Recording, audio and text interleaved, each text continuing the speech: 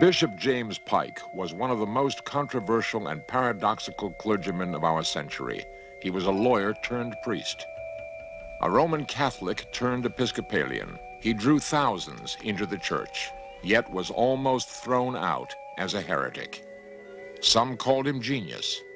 When he went to mediums and seances, however, they called him mad.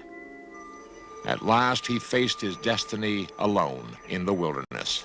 His personal quest was for the answer to man's oldest mystery.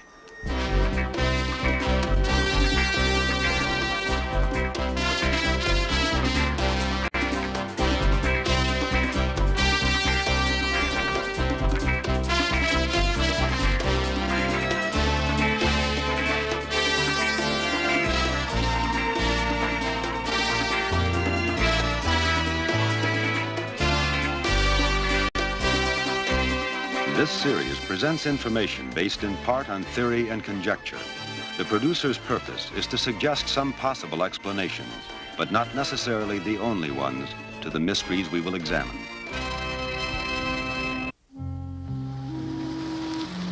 In September of 1969, after James Pike resigned as Bishop of the Episcopal Church, he drove into the desolation of the Israeli desert with his new wife, Diane. It was here in 1948, in the caves of Qumran, that the Dead Sea Scrolls were found. These parchments documented Hebrew law at the time of Jesus. Pike and his wife had come to explore these caves and experience the wilderness where Christ was tempted by Satan. Having followed an inaccurate map, they found themselves trapped in a riverbed far from the main road. They set out to seek help with only a bottle of soda and no protection from the 140-degree heat. The outspoken Pike had recently been banned from performing any priestly duties and had quit the church, hurt and angry. Was he here to retrace the steps of Christ, or had he in some way known he might die? Even in his youth, Pike's life centered on the church. As a child, he drew religious figures and dressed paper dolls as priests. A pious teenager, whom others called a loner, he attended Roman Catholic Mass daily. He spent years doing special devotions to make sure that he would go to heaven. Priests took the place of the father he lost when he was 2. With them, he shared doubts he was already having about his faith. Doubts that would always shadow him. His entire life was spent searching for meaning. As a youth, he left the Catholic Church and turned agnostic. After college, he began a promising legal career, but left it and became an Episcopal priest. It became a lifelong pattern. On the one hand, irresistibly drawn to the church, on the other, in conflict with it. Only 5 years out of divinity school, he was installed as dean of one of the largest cathedrals in the world, St. John the Divine in New York City. Pike brought new life to the vast cathedral and to the faith as well. He put traditional church theology into everyday language and used his powerful pulpit to voice his opinions on current issues. His opinions began to irritate church hierarchy. When the movie Baby Doll was called pornographic by Catholic Cardinal Spellman, Pike boldly went to see for himself. His attendance made news, and his sermon the following Sunday declared the movie profoundly Christian in message and less sensual than DeMille's movie The Ten Commandments. While some called Pike a publicity hound, others, like Archdeacon Darby Betts, understood his motives. Bishop Pike had a great nose for news, and I am convinced that his chief seeking of fame, notoriety, public attention, anything else you want to describe, was of course partly due to ego, but primarily due to his determination to be a preacher, to be an evangelist. ABC television recognized his growing popularity and gave him his own weekly show. Now married for the second time, his wife and 4 children were often on the program. While he loved his family greatly, he had little time for them.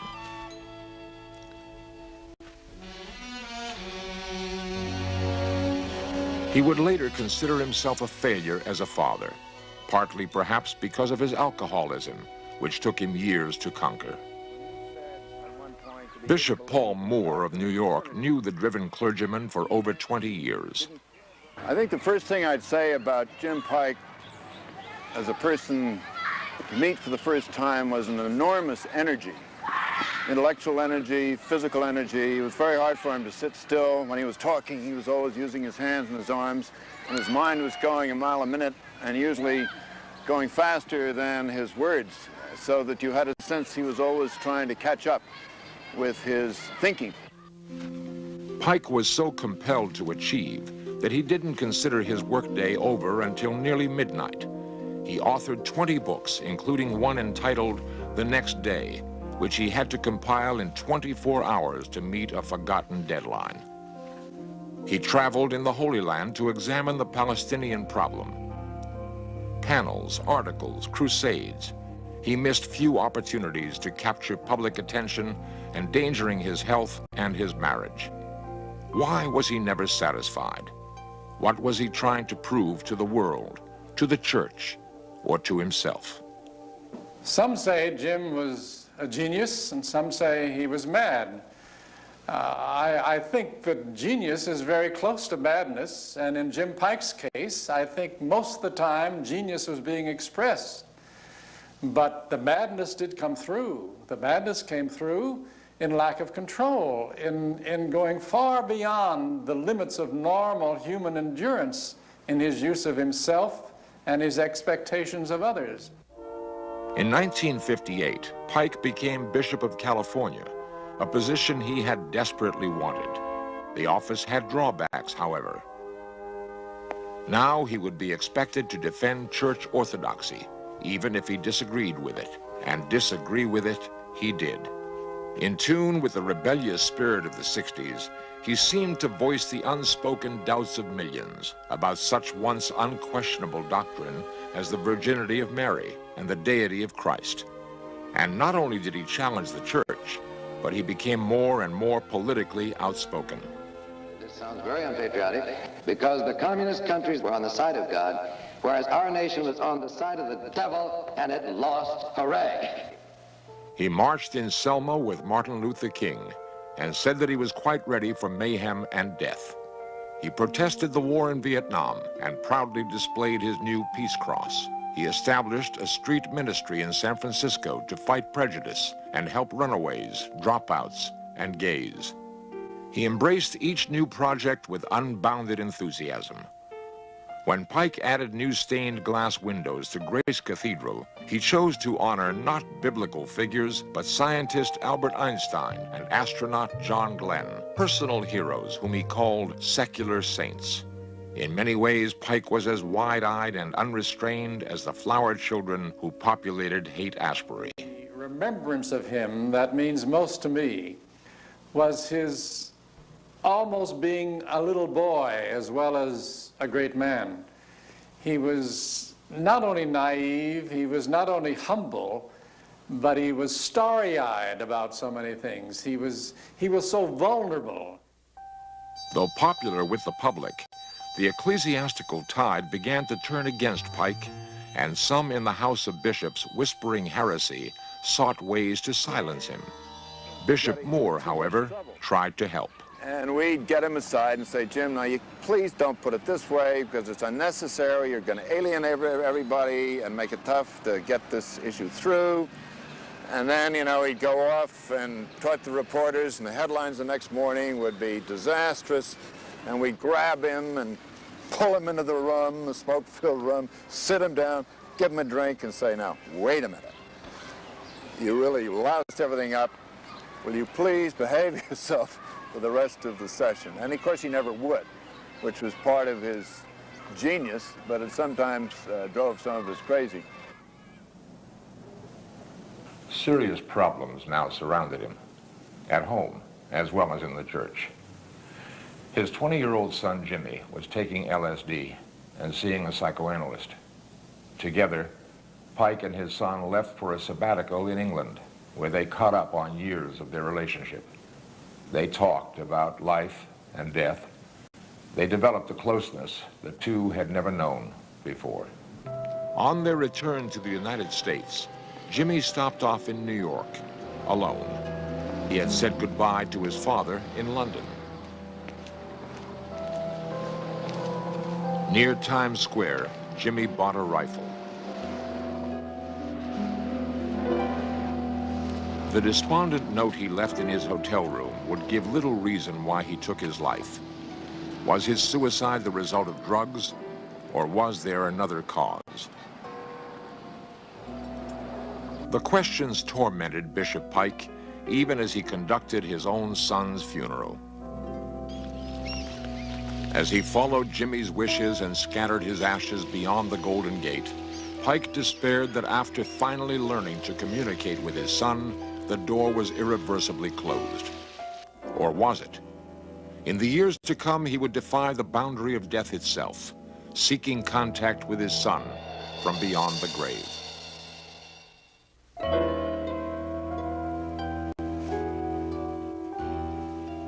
Tormented by feelings he had failed as a father, Bishop Pike returned to England to lose himself in his work. In the apartment he had shared with his son, odd events began occurring. Books were found on the floor at a peculiar angle to each other, as though arranged. Inside one book was a postcard his son had bought, stuck as though glued. Throughout the flat were found safety pins, opened so wide they must have been bent that way for some purpose. And there were more postcards lying at the same angle. A clue came when a broken clock whose hands had been stuck at 12:30 was discovered with the hands now stopped at 8:19. The clock hands, the postcards, the books and safety pins, all at the same angle. Bishop Pike calculated that 8:19 was close to the London time when his son died. Was Jimmy trying to communicate with him? Pike was not alone in the apartment. With him were David, his chaplain, and Marin, his editorial assistant. All three were baffled by the strange events and could not agree on a natural explanation. The phenomena occurred so frequently that the bishop began to keep a log of anything that seemed unusual, searching for a pattern or meaning. One day his closet was found with one part much neater than usual, and the other a total mess. The thermostat was found set uncomfortably high, the way Jimmy liked it. And the most startling incident, Pike and Marin watched as a hand mirror moved by itself. How many of the phenomena were as strange as he reported, and how many were the imagination of a grief-stricken father yearning for contact with his son? Bishop Pike wrote that often, in the midst of conversation, he would suddenly become aware of the time, always at 8:19. Some said his obsession bordered on madness. If Jimmy was trying to make contact, what was he trying to say? Perhaps a spiritual medium could provide the answer. Pike sought one to obtain, as he termed it, professional help. "He's here," she said. "He's trying very hard to get through." Ina Twigg was a well-known English medium and a member of his church. As she focused her attention on something of Jimmy's, Pike sensed a change.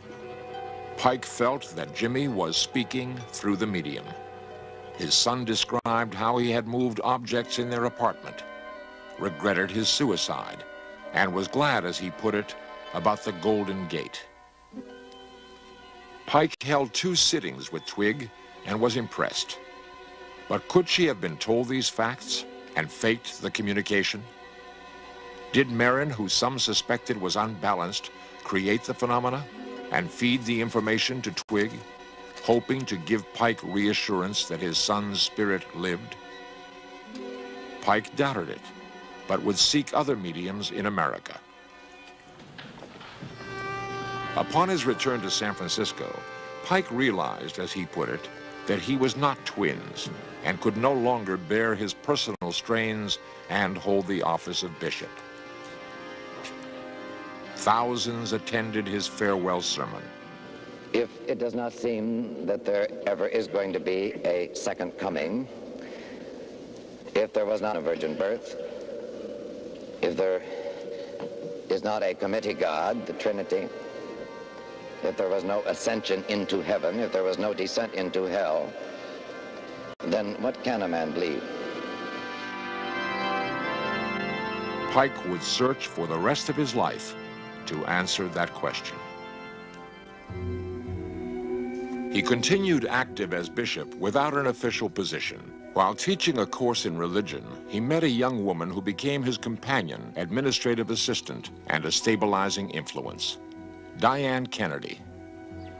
Invited to join the Center for the Study of Democratic Institutions in Santa Barbara as theologian in residence, he researched two of his favorite topics, the Dead Sea Scrolls and the life of the man Jesus.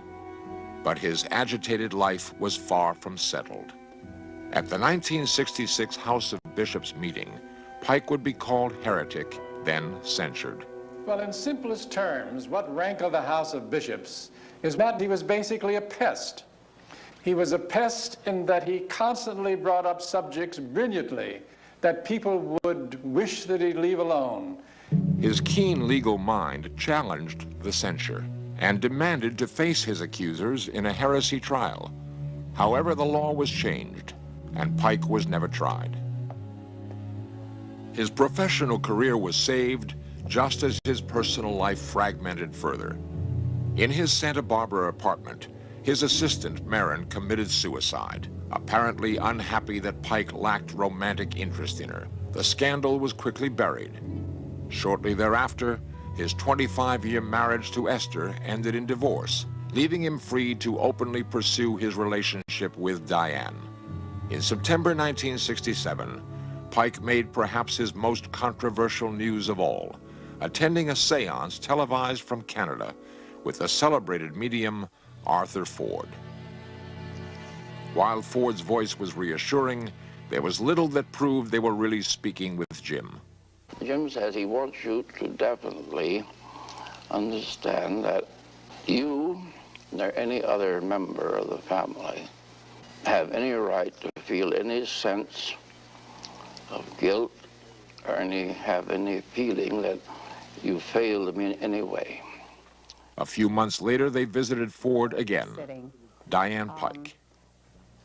The second one, the Philadelphia sitting, was very evidential. We went with specific questions that we wanted to ask to see if we could get detailed information about Jim Jr.'s death, how it had taken place, and what were the circumstances before the death, and many details that we had not been able to find out any other way. Ford revealed that Jimmy committed suicide due to deep fears about his masculinity. The bishop acknowledged he knew of the fears, a private detail he believed to be unresearchable. After Pike and Diane wrote about the psychic experiences, they were married, sure that they had the tacit approval of the church. They were wrong. Just after the wedding, the next bishop of California, perhaps pressured by the House of Bishops, banned Pike from performing any sacred duties. In essence, he was defrocked. Devastated by this final blow, the bishop and his wife quit the church. A trip to Israel was part of their plan to begin a new life of research and travel. Pike put his affairs in order before he left, even making visits to all his children. We spent an entire night, the night before going out into the desert, reviewing his life and talking about the parts of his life that he felt were still unfinished, of which there was really only one major one that was in relation to his wife of 25 years. He wrote her a birthday note and mailed it, actually, just as we were leaving the hotel to go out into the desert. In the wilderness, they had planned to literally walk in Jesus' footsteps. Did Pike in some way feel he might never return? Lost in the desert, Pike grew weaker. They soon agreed Diane had the best chance of getting help and should go on alone. It would be their only hope of survival.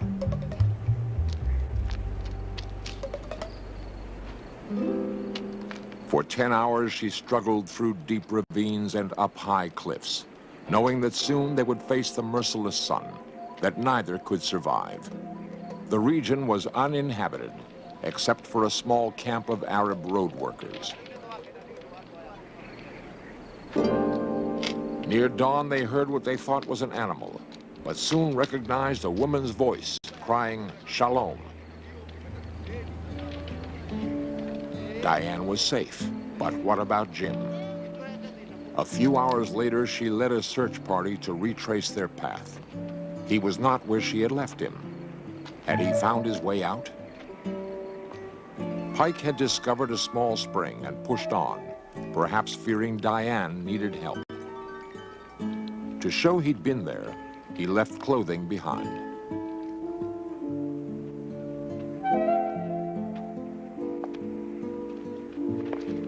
Ultimately, he was found, but not alive. He had fallen, and his body rested in a kneeling position. There are those who would say that perhaps, in the end, his faith had conquered his doubt.